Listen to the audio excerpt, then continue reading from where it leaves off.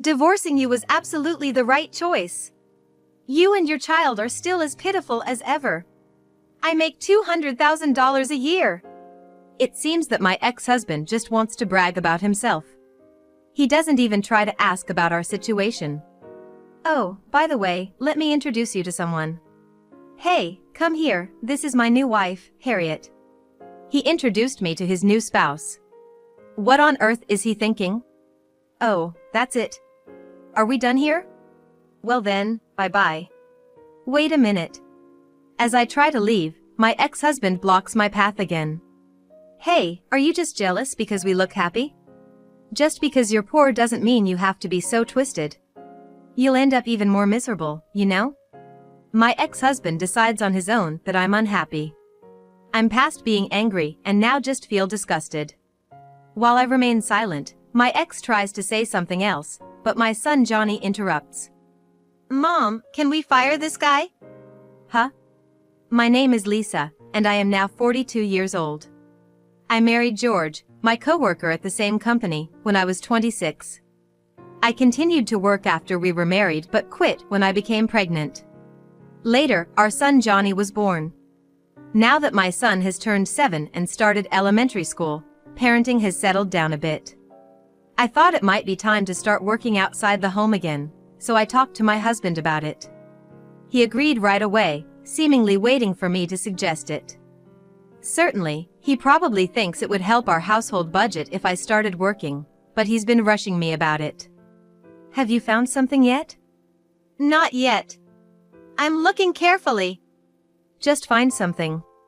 He seems to want me to work no matter what. And when I say I'm looking for a part-time job, he suggests, if you're gonna work, why not full-time? If it seems too much, it doesn't have to be 5 days a week. How about 3 days, 8 hours each? Johnny's not completely hands-off just because he's in elementary school. He comes home early, you know. But my husband insists. Johnny can go to after-school programs. Full-time, 5 days a week would be best, he keeps recommending. He seems to want me to work long hours. I can't complain since I was the one who said I wanted to work, but I haven't worked in years, so I'm nervous. Ultimately, I'd like to get used to it gradually even if I do work full-time. I feel bad quitting if I find it too hard after trying. So, for now, I've decided to work part-time, about 20 hours a week. My husband complained that full-time would be better right away, but he reluctantly agreed when I said I'd consider it if I could handle it. I didn't think he'd care so much about our finances. I honestly found him a bit nagging about my job search, but I was also pleased. Better a spouse who considers the finances than one who's unconcerned about it, especially for a long-term relationship.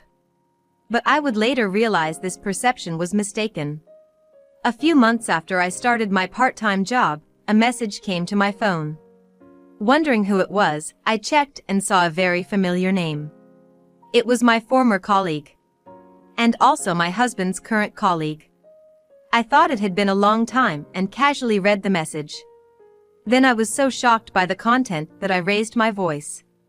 What? What does this mean? This must be a joke. Long time no see. I saw your husband the other day, looking very friendly with some woman. I thought he might be cheating, so I sent you this message. The message was informing me of my husband's affair. It even thoughtfully included pictures. I was deeply shaken. The person in the photograph was clearly my husband, and the woman he was arm in arm with was a stranger to me. Even if it was a woman I knew, being arm in arm like that would be totally wrong. As I was reeling from the shock of the photographs, another message was sent. This woman is actually the division manager's daughter. She's an employee at our company, so she of course knows your husband's married. They're so brazen, aren't they? I wonder if all young folks are like this now. It was obvious from my colleague's message that she was enjoying this gossip, but I replied with thanks and closed the messaging app. I never thought my husband would be cheating on me. But when I thought about it, many things started to make sense. Especially how he had been pushing me to work hard even when I wasn't settled with childcare. He must have thought it would give him more time to cheat, And today, he's supposedly away on an overnight business trip. It's probably a lie to spend quality time with his mistress. The next day, when my husband came home, I confronted him immediately. I knew that if we were going to divorce, I should keep a straight face and gather evidence, but I couldn't pretend everything was okay. "What is this all about?" I demanded, showing him the picture. My husband was taken aback for a moment but quickly recovered and defiantly responded, "Ah, if you knew, then it can't be helped. It's exactly as you see." I was surprised. I had expected some kind of excuse. "The woman is the division manager's daughter, right? The division manager's destined to move up even higher in the company. You understand what I'm saying? To be blunt, I'd gain more from marrying this woman. It would guarantee my promotion. She's younger and prettier than you, too." He looked at me with a disdainful expression. I thought that if he cried and apologized, I wouldn't go as far as divorcing him because of our child, Johnny. But this attitude of his, what was this? He didn't seem to feel guilty about cheating at all. He even brazenly compared me to his mistress, saying she was better than me. Was he really this kind of man? I was so disappointed. As I remained silent, he grew more confident and continued, "Well, that's how it is. I think we should divorce. It's a bit sooner than planned, but I was gonna tell you eventually, so this is good timing." And so we divorced. After being told all that, I couldn't even pretend I didn't want to divorce. It was better for my mental health to quickly get the child support and divide the property, and then divorce. He paid the child support at the amount I asked for, and he gave me almost all the property. Naturally, I got custody of Johnny. He was planning to marry the division manager's daughter, so he seemed to feel that a little money was no big deal. When he left the house, he left with the parting words, "Do your best to scrape by. Raising a child on a single income won't lead to wealth. Unlike you, I'm joining the ranks of the rich. The division manager's family is wealthy, after all. We probably won't meet again, so struggle on at the bottom." Those were unbelievable words for a man who had a child of his own blood. I was relieved from the bottom of my heart to be rid of such a man. Although I felt relieved mentally, daily life was indeed hard. Even though I had received child support and property, I didn't have much savings, so I needed to work hard from now on. Working part-time alone just wasn't enough to get by. In the end, I had to quit my part-time job and started working full-time. I feel bad for Johnny, but after he finishes elementary school, I'm going to have him go to after-school programs on his own. Unexpectedly, I found myself working full-time, and everything became challenging all at once. When I come home from my unfamiliar job, I have to do all the housework by myself. My life has completely changed from before. Time flies by, as I'm too busy every day. Before I knew it, 7 years had passed since my divorce. But no matter how busy I am, humans can adapt. Now that Johnny is in middle school, he can mostly take care of himself. I think he's grown into a very responsible boy compared to other boys his age, perhaps because I'm always so busy. He even does the cooking and laundry for me. Thanks to that, I've been freed from housework and childcare, and for the past few years, I've had time for myself. Both my personal and working life is going very well. Now I can say it clearly. I'm certainly glad I broke up with that awful man. If I had continued to be married to him, I wouldn't have this life now. But one day, while my son and I were shopping at the local mall, I ran into that terrible guy. It was my ex-husband, George. I didn't notice him, but he started talking to me. "Hey, isn't that you, Lisa? Long time no see. You've really aged." Is that what you say to someone you haven't seen in a while? A person with normal sensitivity would never say that to a woman. I could tell in an instant that he hadn't grown at all as a person. I got annoyed within a few seconds of meeting him and snapped back. "Huh? You're the one who's aged a lot. I didn't recognize you for a moment." Honestly, George really had aged a lot. I hadn't seen him for 7 years, but it felt like he'd aged twice as much. His hair was thinning, and his belly was out, showing a complete middle-aged figure.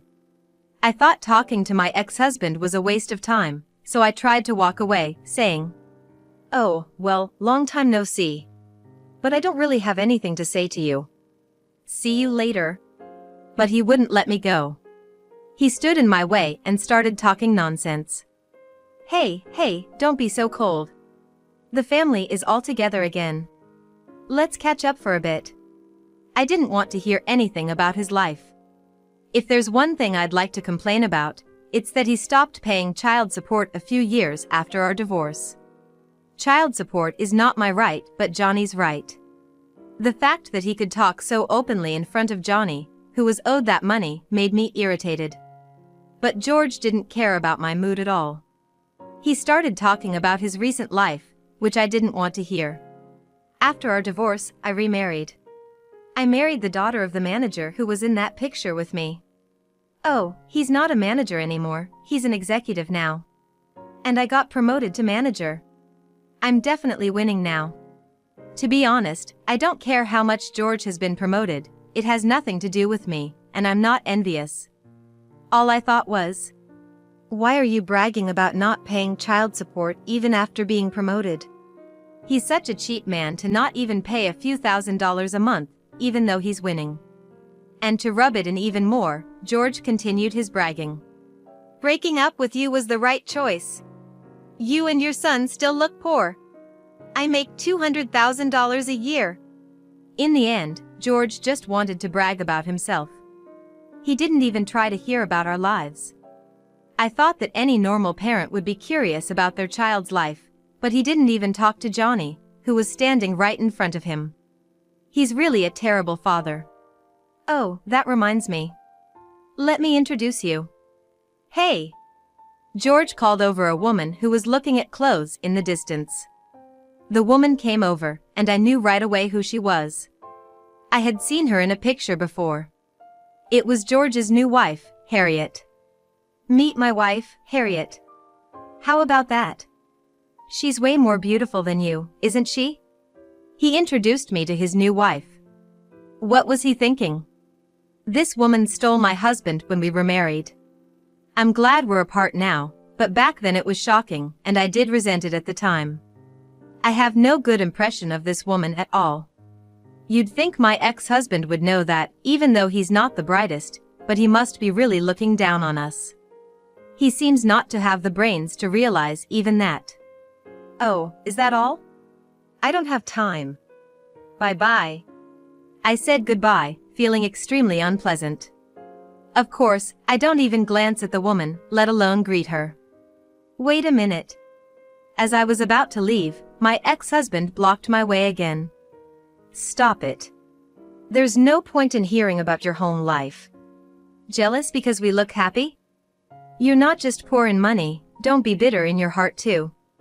You'll only get more miserable. My ex-husband arbitrarily decides that I'm unhappy.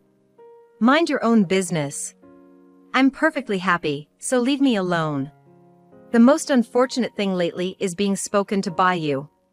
Even though I say I'm happy, my ex-husband doesn't believe it at all, and arbitrarily worries about my situation. Well, happiness varies from person to person, but being poor isn't happy. Don't push yourself. It's probably impossible for you to remarry with those conditions. I'm worried about you as your ex-husband, you know. Saying that, my ex-husband's face showed an expression completely opposite to concern. He's making a complete fool of me. When I looked at the face of my ex-husband's wife standing next to him, she was also smirking, looking like she's making fun of me. I'll never be friends with this woman. She feels good by looking down on people. She's the worst kind of woman. I told you, you're way better. Have some confidence. Is my ex-husband sucking up to his current wife or praising her as the best compared to me? Well, he was promoted thanks to his current wife, so he's probably buttering her up whenever he can. He's really the worst man. You're really the lowest level of woman. I can't believe you were able to marry him. My ex-husband's wife insults me, even though we've just met. That's the worst kind of behavior. I wanted to leave the scene as soon as possible, so I wouldn't retort, but my ex-husband stood in front of me, so I couldn't move. I'll tell you, we're still in love, so the chance of getting back together is 0. Don't get your hopes up for something wrong. My ex-husband seems to be having some wild delusion. He thinks I'm still attached to him, even though it's been 7 years since our divorce due to his affair. His head is so full of fantasies that I can't say anything. When I was at a loss for words because of my ex-husband's ridiculous delusion, he seemed to think he was right. Hey, too shocked to say anything? Being a popular man is tough. What's popular about a middle-aged man's appearance? I'm past anger and starting to feel sick. When I was silent, my ex-husband tried to say something more, but Johnny interrupted him. Mom, can you fire this guy? Huh? My ex-husband is dumbfounded by Johnny's incomprehensible words. It seems that Johnny is very angry. Calling me this guy instead of Dad? Well, it doesn't matter, but what do you mean? I'm not getting fired, am I? You're in middle school now, study properly. He talks down to Johnny too. It's unforgivable that he's making fun of my beloved son as well. I was about to explode with anger at my ex-husband when I heard a voice calling me. Hey, what's going on here? A man came over, calling out. My ex-husband froze when he saw the man's face.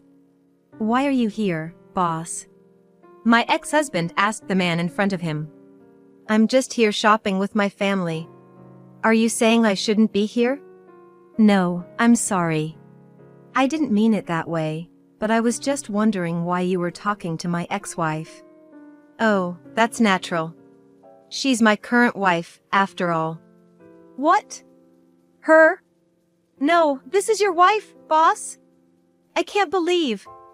Actually, about 3 years ago, I remarried with the CEO of my deceased husband's company, with whom I had lost my wife.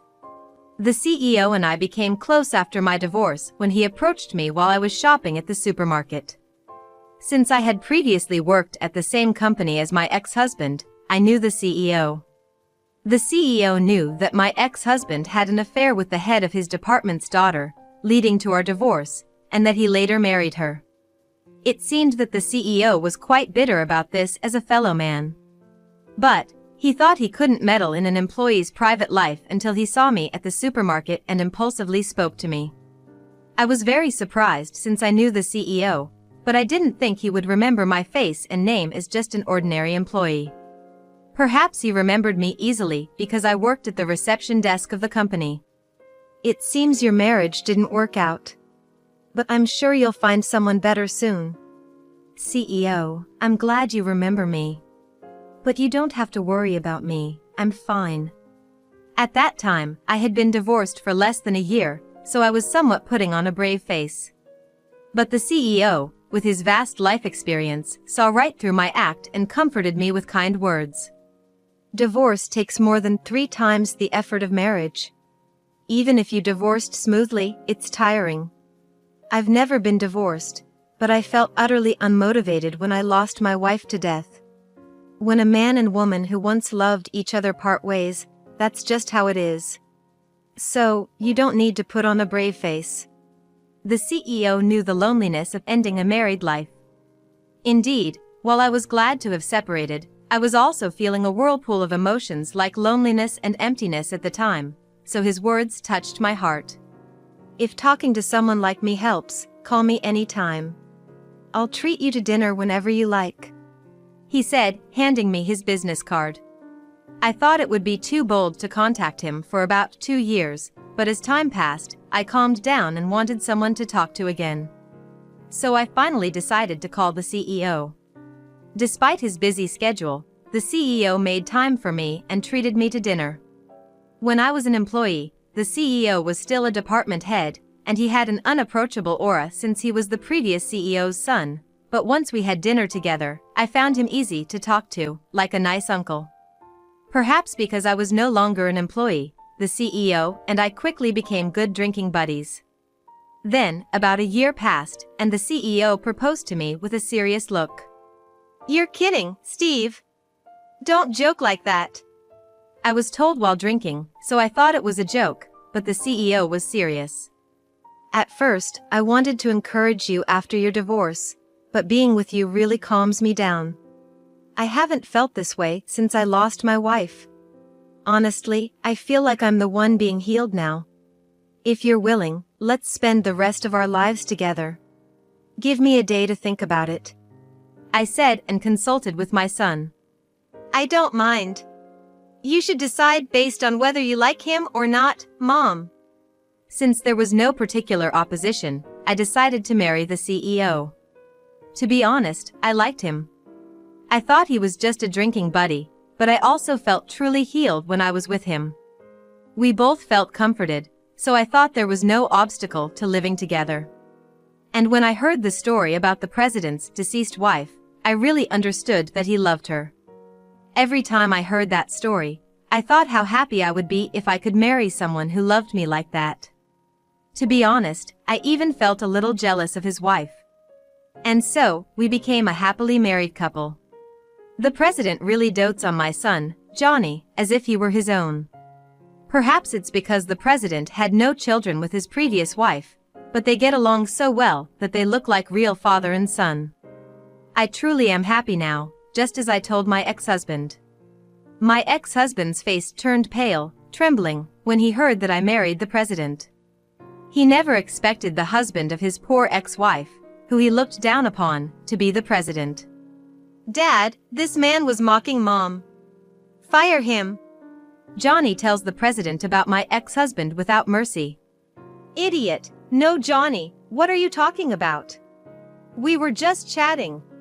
My ex-husband tries to smooth things over, but it's clear to the president. "You have a tendency to look down on people in the company. Johnny is probably telling the truth. I've heard some bad rumors about you from your subordinates. I think I'll investigate this, so be prepared." I never thought the president would take Johnny's words seriously and investigate the misdeeds within the company. The ex-husband apologizes to the president. "I'm sorry, I might have been a bit harsh on your wife.